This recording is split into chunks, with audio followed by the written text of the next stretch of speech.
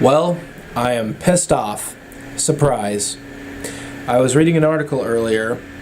Male student allegedly banned from campus because his resemblance to a rapist was triggering.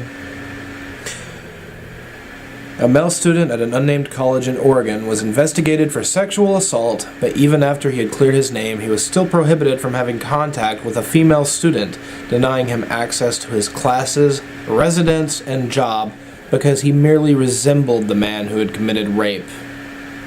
I guess the alleged victim got raped, went to the doctor, and the doctor sprinkled a little bit of rape culture on her, so the feminism grew from within.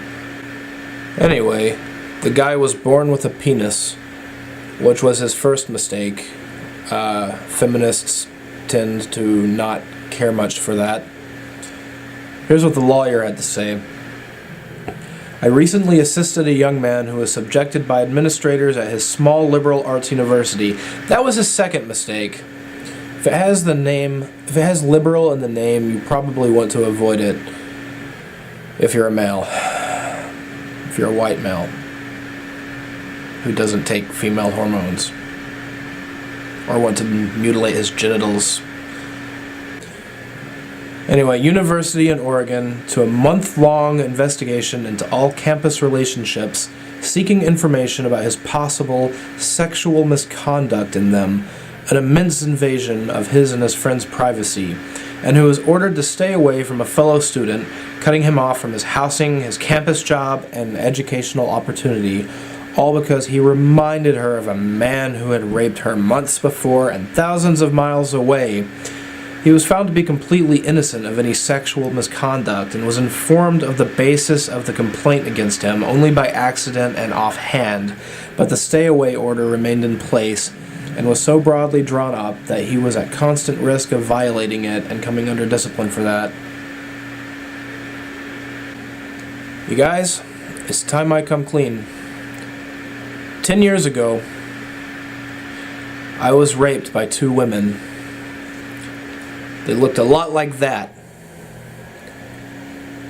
Please get them off the internet. They are triggering me. 2 years later, I was raped by a meth-addled transvestite who looked almost exactly like that. Please get him off the internet. He is triggering me. So you know when you're out in a boot and you see somebody and you think you know them and you go up to them and you say, "Hey, how's it going? Remember me? Don't I know you?" And they say, "No, I have one of those faces."